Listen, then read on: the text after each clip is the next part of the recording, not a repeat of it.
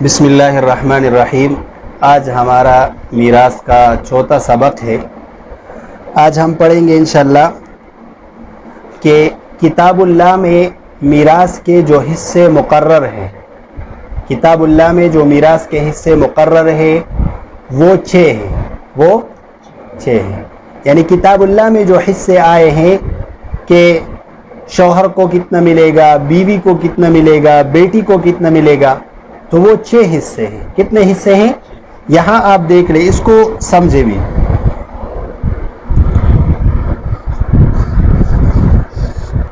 نصف،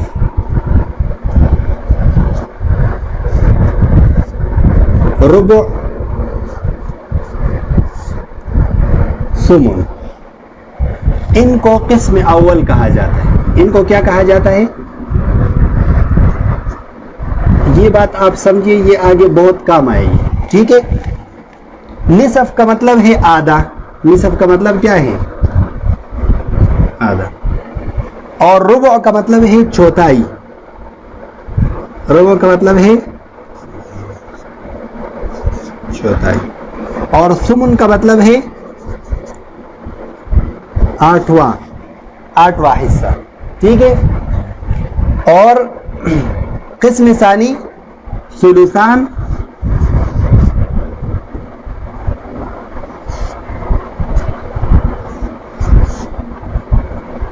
ثلث اور سدس۔ ثلثان کا مطلب ہے 2/3، ثلثان کا مطلب کیا ہے؟ 2/3۔ اور ثلث کا مطلب ہے 1/3، ٹھیک ہے۔ اور سدس کا مطلب کیا ہے؟ 6واں حصہ۔ یہاں تک بات سمجھ میں آ گئی؟ کتاب اللہ میں جو حصے مقرر ہیں میراث کے وہ کتنے ہیں؟ 6 ہیں۔ یہ جو نصف، ربع، ثمن، ان کو قسم اول کہا جاتا ہے، اور یہ جو ہے ان کو قسم ثانی کہا جاتا ہے، ان کو قسم ثانی کہا جاتا ہے۔ جیسا کہ نصف کا ذکر قرآن میں تقریباً 3 مرتبہ آیا ہے، نصف کا ذکر قرآن میں تقریباً 3 مرتبہ آیا ہے۔ وَإِن كَانَتْ وَاحِدَةً فَلَهَا النِّصْفُ، سورہ نساء کی آیت نمبر 11 ہے، ٹھیک ہے۔ وَلَكُمْ نِصْفُ مَا تَرَكَ أَزْوَاجُكُمْ، سورہ نساء کی آیت نمبر 12 ہے، ٹھیک ہے۔ وَلَهُ أُخْتٌ فَلَهَا نِصْفُ مَا تَرَكَ، یہ سورہ نساء کی آیت نمبر 176 ہے، یہ کتاب کے حاشیہ میں لکھے ہوئے سارے، ٹھیک ہے۔ تو نصف قرآن میں کتنی مرتبہ آیا ہے؟ 3 مرتبہ، ٹھیک ہے، 3 مرتبہ اس کا تذکرہ آیا ہے، ٹھیک ہے۔ اس کے بعد ربع ہے، تو ربع کا تذکرہ 2 مرتبہ قرآن میں آیا ہے۔ فَلَكُمُ الرُّبْعُ مِمَّا تَرَكْنَ مِن بَعْدِ وَصِيَّةٍ يُوصِينَ بِهَا أَوْ دَيْنٍ وَلَهُنَّ الرُّبْعُ مِمَّا تَرَكْتُمْ، سورہ نساء میں آیت نمبر 12 ہے، ٹھیک ہے۔ اور ثمن کا تذکرہ 1 مرتبہ آیا ہے، ثمن کا تذکرہ فَلَهُنَّ الثُّمُنُ مِمَّا تَرَكْتُمْ، ٹھیک ہے۔ اور ثلثان کا جو تذکرہ ہے وہ قرآن میں تقریباً 2 مرتبہ ہے۔ فَإِن كُنَّ نِسَاءً فَوْقَ اثْنَتَيْنِ فَلَهُنَّ ثُلُثَا مَا تَرَكَ، یہاں نون محذوف ہے، ٹھیک ہے۔ اور اس طریقے سے فَإِن كَانَتْ اثْنَتَيْنِ فَلَهُمَا الثُّلُثَانِ مِمَّا تَرَكَ، سورہ نساء کی آیت نمبر 176 ہے، ٹھیک ہے۔ اور ثلث کا تذکرہ بھی قرآن میں 2 مرتبہ آیا ہے۔ فَلِأُمِّهِ الثُّلُثُ فَإِن كَانُوا أَكْثَرَ مِن ذَلِكَ فَهُمْ شُرَكَاءُ فِي الثُّلُثِ، اس طریقے سے سدس کا تذکرہ قرآن میں 3 مرتبہ ہے، ٹھیک ہے۔ وَلِأَبَوَيْهِ لِكُلِّ وَاحِدٍ مِّنْهُمَا السُّدُسُ، اور فَإِن كَانَ لَهُ إِخْوَةٌ فَلِأُمِّهِ السُّدُسُ، ٹھیک ہے۔ وَلَهُ أَخٌ أَوْ أُخْتٌ فَلِكُلِّ وَاحِدٍ مِّنْهُمَا السُّدُسُ، ٹھیک ہے۔ یہ سراجی کی کتاب ہے، یہ والی کتاب اگر کسی کے پاس ہو تو حاشیہ میں یہ مذکور ہے، ٹھیک ہے۔ تو اس کو کیا کہا جاتا ہے؟ قسم اول، اور اس کو کیا کہا جاتا ہے؟ قسم ثانی۔ تو یہ سراجی میں آپ کو یہاں پر ایک بات ملے گی کہ ان دونوں میں تضعیف اور تصنیف کا تعلق ہے۔ کس کا تعلق ہے؟ تضعیف اور تصنیف۔ تضعیف اور تصنیف کا کیا مطلب ہے؟ تضعیف اور تصنیف کا مطلب یہ ہے کہ اگر ہم اس کو دائیں طرف سے دیکھیں ادھر، اگر ہم اس کو دائیں طرف سے دیکھیں، ٹھیک ہے، تو یہ اس کا دگنا ہے، یہ اس کا دگنا ہے، یعنی نصف ربع کا دگنا ہے۔ اور اگر ہم ربع کو دیکھیں تو ربع ثمن کا दुगना है। ठीक है, यहाँ आपको मैं समझा देता हूँ क्योंकि ये बात अक्सर लोगों को समझ में नहीं आती। देखिए, ये अगर हम दो हिस्से करें तो इसको क्या कहा जाता है? निसफ। निसफ ये है और निसफ ये है, तो इसको कहेंगे निसफ। ठीक है, और अगर इसको हम 4 हिस्से करें तो इसको क्या कहेंगे? यानी इस एक हिस्से को क्या कहेंगे? रुबा। इस एक हिस्से को क्या कहेंगे? रुबा। तो ये जो एक हिस्सा है ना, देखिए निसफ इसका दुगना है, निसफ इसका दुगना है, निसफ इसका रुबा का दुगना है, रुबा का दुगना है।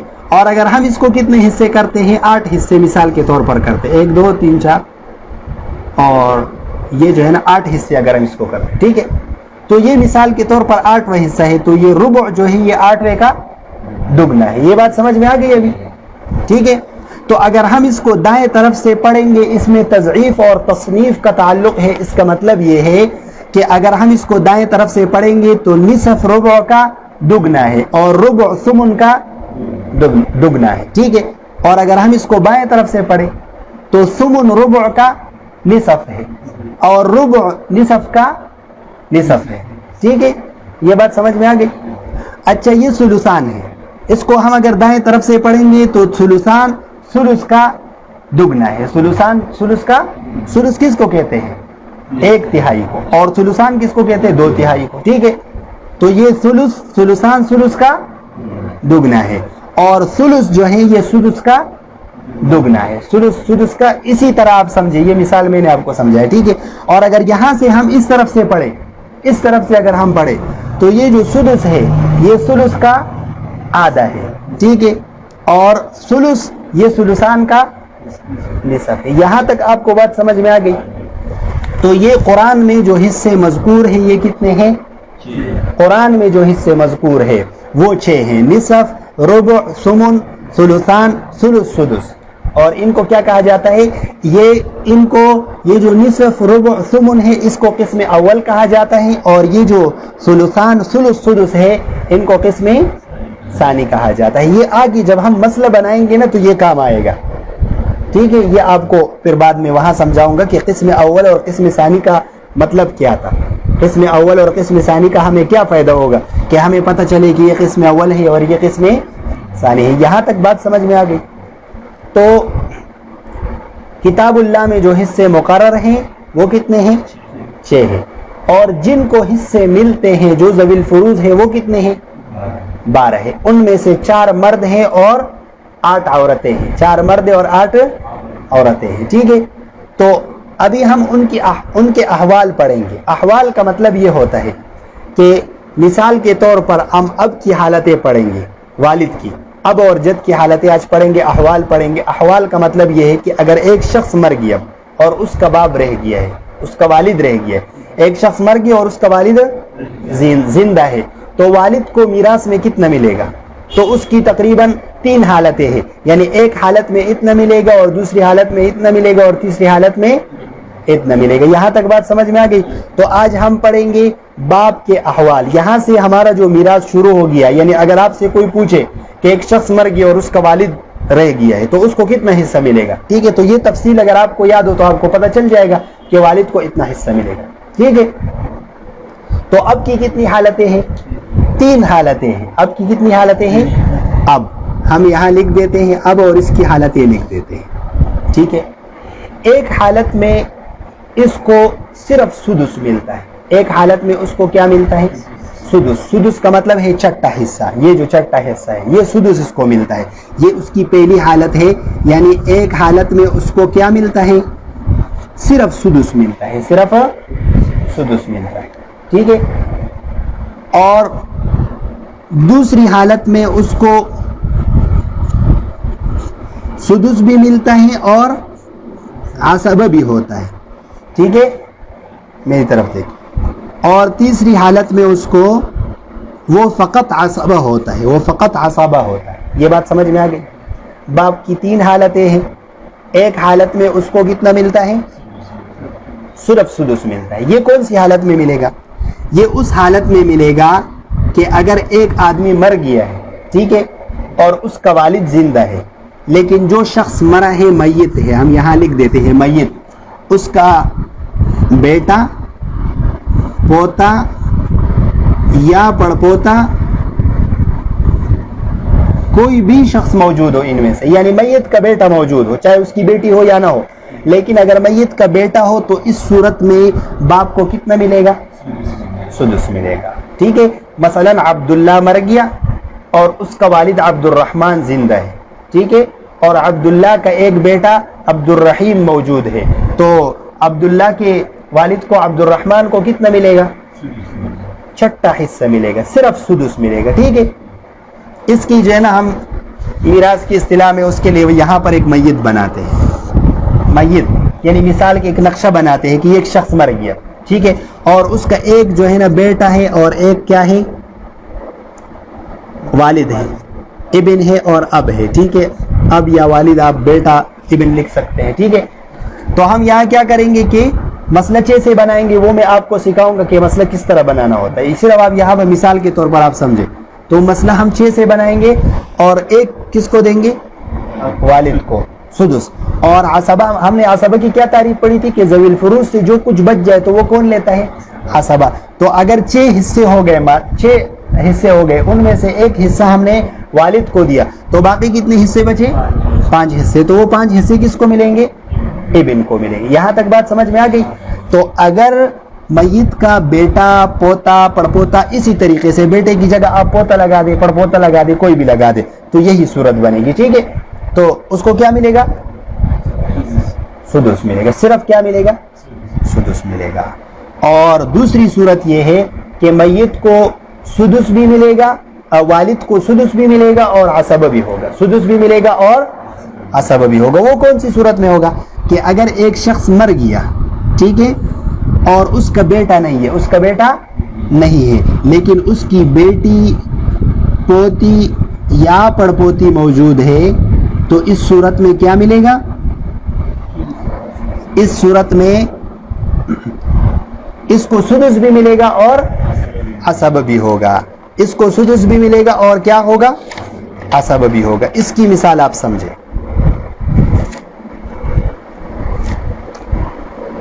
ठीक है, मिसाल के तौर पर हम इसी तरह मसला बनाते हैं। यहाँ पे मैयत है, ठीक है, और 6 से हमने मसला बना दिया। 6 से क्यों बनता है वो मैं आपको बाद में समझाऊंगा कि मसला 6 से क्यों बनता है, 12 से क्यों बनता है, 8 से क्यों बनता है। ठीक है, तो मैयत की सिर्फ एक बेटी है, क्या है? बिन्त है और अब है, यानी वालिद है और बेटी है। अगर किसी को अरबी समझ में नहीं आती तो उनके लिए। ठीक है, तो बेटी को आधा मिलता है। बेटी को कितना मिलता है? आधा मिलता है। तो हमने आधा किसको दे दिया? अरे 3 हिस्से दे दिए ना, तो बाकी कितने बचे? 3 बचे। और वालिद को क्या मिलेगा? सुदुस मिलेगा। तो सुदुस कितना है? 1। ठीक है, और बाकी कितने बचे? अभी 2 बचे। तो ये 2 भी बाप को मिलेगा। 2 भी किसको मिलेगा? तो इसको भी कितने हिस्से मिले? 3 हिस्से मिले। ठीक है, तो ये 2 इसको क्यों मिले? क्योंकि ये असबा है, और हमने पढ़ा है कि ज़वील फुरूज से जो कुछ बच जाए तो वो कौन लेता है? असबा लेता है। यहाँ तक बात समझ में आ गई? ये दूसरी हालत हो गई।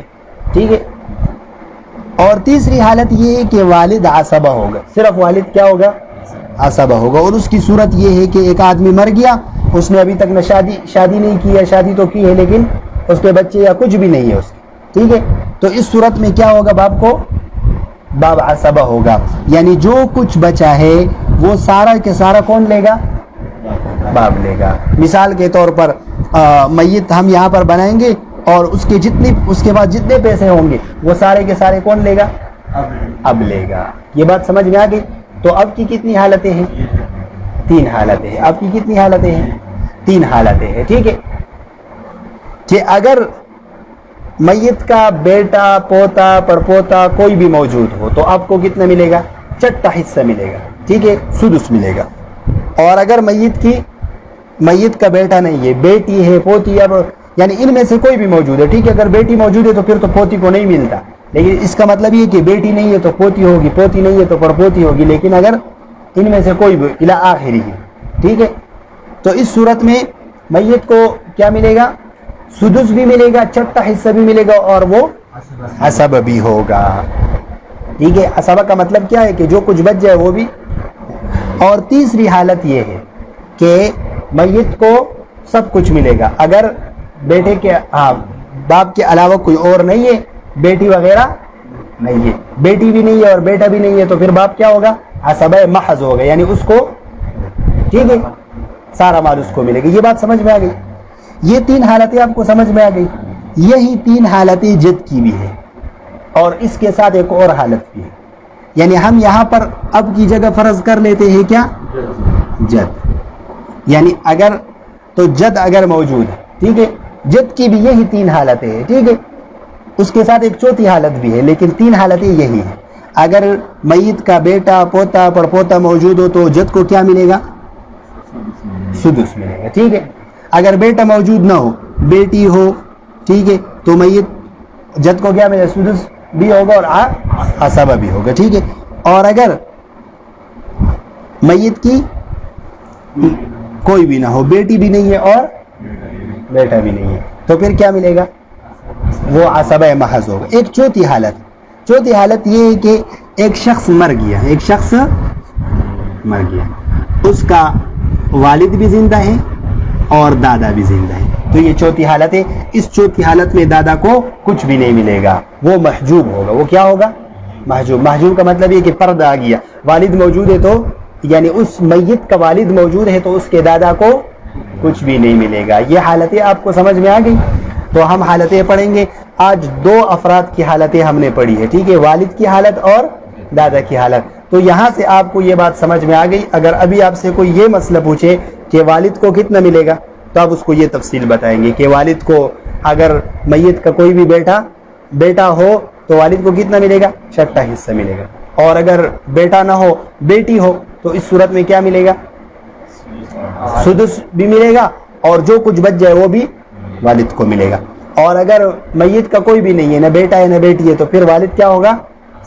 عصبہ محض ہوگا۔ یہ بات آپ کو سمجھ میں آ گئی یہاں تک؟ تو آج کا ہمارا یہ درس ہے، یہ قسم اول اور قسم ثانی کو یہ بھی یاد کر لے، ٹھیک ہے۔ قسم ثانی نصف، ربع، ثمن، ثلثان، ثلث، سدس، یہ 6 حصے قرآن میں ہیں، اور سارے مسائل ہمارے اسی سے بنتے ہیں، ٹھیک ہے۔ مسئلہ بنانے کا طریقہ بھی اس کے ساتھ متعلق ہے، تو آج آپ یہ سیکھ لیں، ٹھیک ہے۔ چینل پر نئے آنے والے دوستوں سے التماس ہے کہ چینل کو سبسکرائب کرتے ہوئے ساتھ موجود گھنٹی کے بٹن کو بھی دبا دیں